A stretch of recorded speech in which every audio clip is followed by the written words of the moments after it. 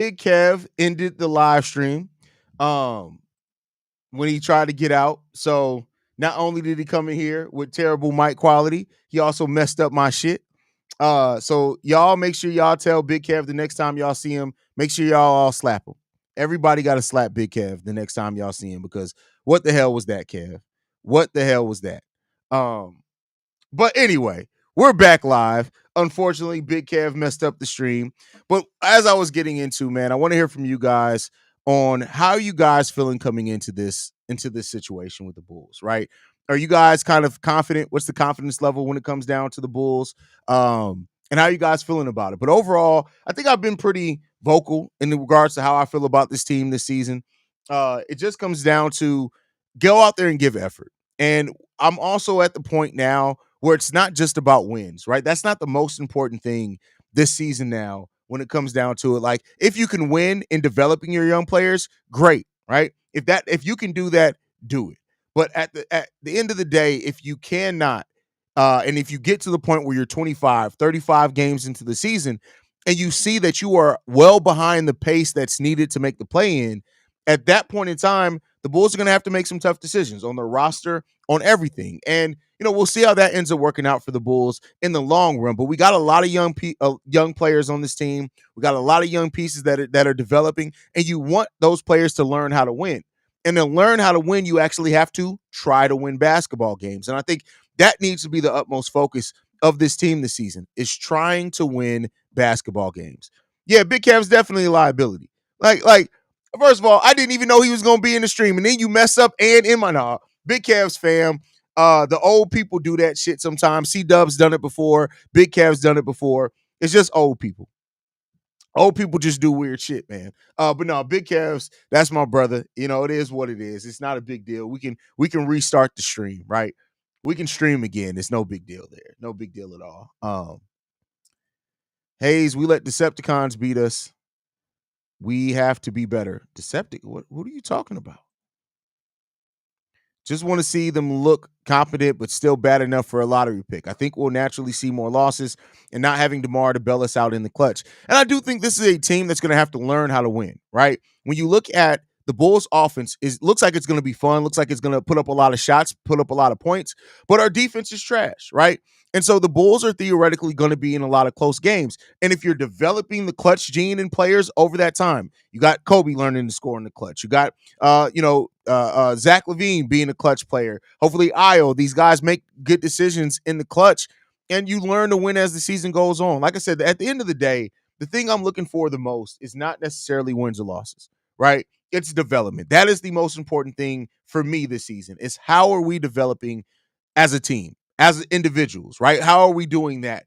And that's kind of the most important focus. It's not about any other expectations or anything I have this year. It's just about those things. And if we can do that, good, great, right? Good, great. We'll see it. We don't have to take this team is in development mode. Exactly, development mode, and we'll see what that brings. Let's hope P. Will doesn't have a big calf performance tonight. That's crazy. That's crazy. Big Kev could have stayed. We rock with y'all. Listen, I didn't kick Big Kev off. Big Kev made the decision to not want to mess up the broadcast. I didn't ask him to leave. That's my brother. Zach makes bold-headed decisions in the clutch too. Yes, he has. He has. That's why a player like DeMar was here. Also develop players by giving them some run instead of riding the bench like Adama. Well, Adama was playing in the G League. He was getting minutes and burned down there. Let's be clear there. But I do think Adama Sanogo is also ready for NBA minutes. What's up, CEO? Who calls me CEO? Like, my name is Haize. Y'all know my name. Bulls basketball is back. Not expecting for us to do nothing special, but it's good, though, to know the NBA is back. That's a fact. That's a big, big fact there. How do you feel about this game? I'm excited. I'm excited about every game. That's excitement is how I feel. As long as we play good basketball, we win or lose, I don't mind, but I still think we win a lot more games than people think. Let's go Bulls. I mean, the odds have us winning 28 games. So, we'll see. And again, we could very well win a lot more games. We could lose more. We could lose what people think. We'll see how it goes. I read that one already. I'm ready for the Lovables. That's the thirst is real, bro. Thirst is real. What's good, Haize? Appreciate you. Excited to see these young Bulls run. Appreciate that. Yeah, it's gonna be fun. Yeah, but some real NBA minutes, not G League. Like you said before, he's clearly is way above that level. I agree. 100% agree with you there. What's good, my brother Haize? I'm predicting big first games from Kobe and Zach. Hey, YNG, I hope you're right, brother. Unpopular opinion: the ball-headed hoe Javon Carter is going to be a hell of a bounce back season. Listen, Omar, I'm telling you this right now. If Javon Carter has a bounce back season, I'm buying you a Javon Carter jersey. I'm buying you a Javon Carter jersey. There you go. Can you please tell me what you're watching the game on? NBA League Pass is what I'm watching the game on. I'm looking forward to this year. I feel good about the youth on this team. A lot of people feel good about the youth. The youth is the thing to be most excited about, really, right now with the squad, I would say. Would you rather have running the point? Who would you rather have running the point in the last 60 seconds of the game? Zoe, Giddy, or Kobe? Whew, that's a really good question.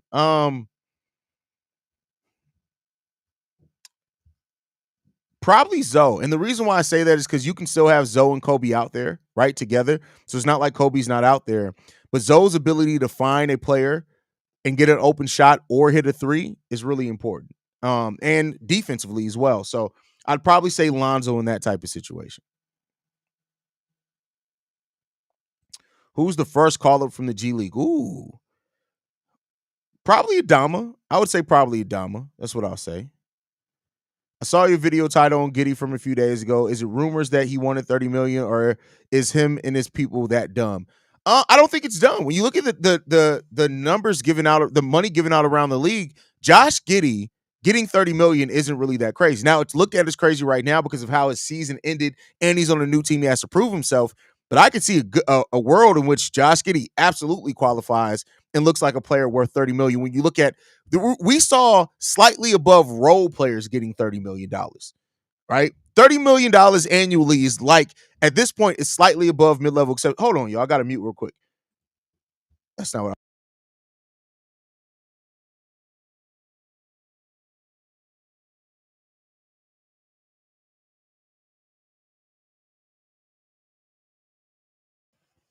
Sorry, had a parent real quick. It is what it is. Had a parent. Uh, just play hard from the jump. I hate waiting till the second for them to start playing. Agree with you. No slow starts. You want to avoid slow starts this season. Haize, are you coming to the D Rose celebration game in January? We'll see. I'm thinking about it. I'm really thinking about it. I'm thinking about it.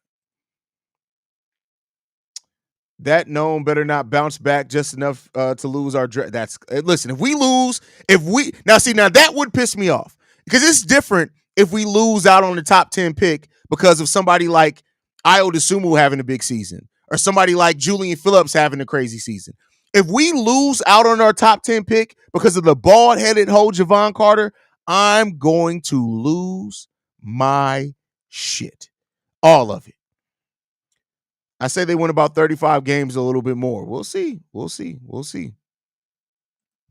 Okay, how are you watching on Pass? They blocked it for me, and I'm in the Chi area. I'm not in the Chi area. That's why I don't live in Chicago anymore. So the season is going to be stress free for me. If we're good, that's great. If we're bad, we get a shot at Cooper Flagg or Ace Bailey. Which this is not even just those two guys. This is a draft where literally there are players.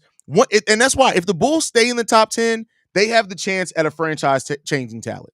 If they can just stay in the top 10, meaning if their pick is anywhere in that top 10, there's a bunch of players in there that can change the direction of your team. Malik from that's in Duke. I would love him on this team. Hugo Gonzalez is probably one of my favorite players in this draft. If you watch his draft tape, I would not be surprised at all if Hugo Gonzalez is right up there with Ace Bailey and Dylan Harper as NBA prospects when it's all said and done. Would not be surprised at that at all. Another guy, Liam McNeely. He's another guy that not a lot of people are talking about that I think could be a really good NBA pro. There's a lot of really good talent in this draft. A lot of really good talent in this draft.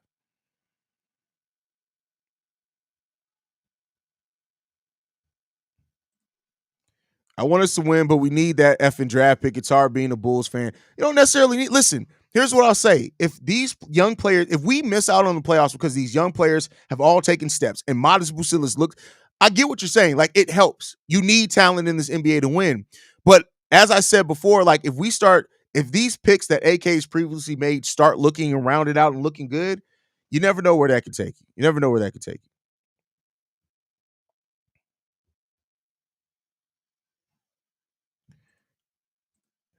Haize, I can really lip stop cussing out that boy. Hey, no, no, that's not gonna happen. It's not gonna happen.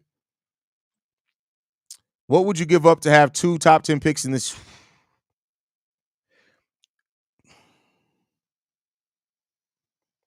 That's an interesting prospect, man. I think to get 2 top 10 picks in this draft, though, it's not you're not giving up Zach and getting the top. That would mean giving up Kobe or Io. That would mean that Kobe or Io have a super big season this year, and a team looks at that and says, "Hey, rather than draft a 19-year-old that we got to wait 2 or 3 years to develop, we'll take Io. You give us a future first, no protections on it, and you can like it'll take something like that. You're not going to get two top 10 picks in this draft and walk away and still keep Kobe White and Io DeSumo. You would have to give up one of those guys. The energy runs deep in this team. I really think even if some of the starters have a losing vibe in the game, I know there'll always be a spark of intensity and energy coming off their bench. Let's hope so. Let's hope so. Low Bulls fans, Haize, what are your expectations for Zach LaVine this season? And by the way, that Transformers joke was from early. Oh, I don't even remember.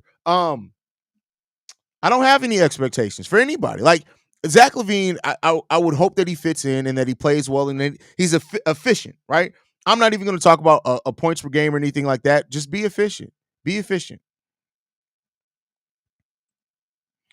I agree with you. The top 10 is legit, but a lot of Bulls platforms think it's top 3 or bust and that they're going to disappoint it greatly by the end of the season. Top 3 pick don't guarantee shit. Well, the thing is that a lot of Bulls platforms, and I'm just going to be honest. You guys know I don't cut.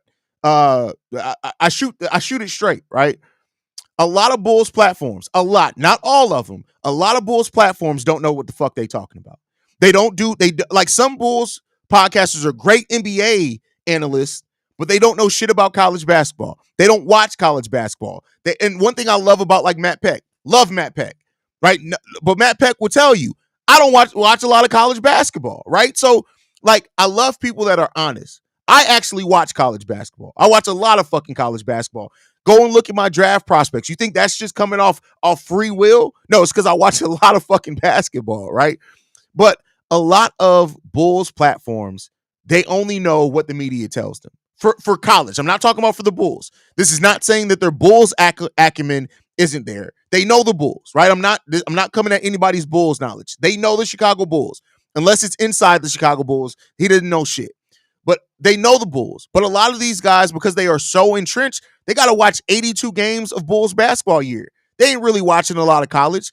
Luckily, me, I don't fucking sleep, and I'm a sports nerd, and all I do is watch sports. I'm either watching horror movies, I'm watching football, I'm watching basketball, I'm watching college football, I'm watching college basketball, rugby, and baseball. And fortunately, I'm a fucking White Sox fan.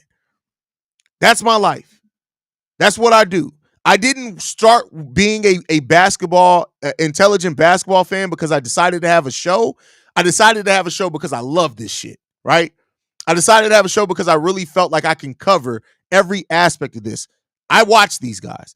I watched 15 Cooper Flag high school games that I found via some shady means, but I found them, right? So not everybody's doing that. Not everybody's doing that. And rather than just tell y'all, hey, this is what I would respect more from some of these content creators is if they just said, hey, this is what the draft experts are saying. This is what the mocks that I'm reading is saying. But no, they'll come on and say, oh, well, yeah, it's Ace Bailey and it's Dylan Harper and it's Cooper Flag. Those are the only guys that the Bulls should look at. I know, I watched them, and it's like, you ain't really watched shit. And I could tell by the fucking way you talking about it. You ain't watched the goddamn thing. But instead of just admitting and saying, hey, I'm going off what the draft experts are saying, I ain't got time to watch this shit. They want to try to present it as if they're doing some shit that they're not. And it's just those are the motherfuckers I don't rock with. Those are the motherfuckers I don't rock with. It's silly. It's silly.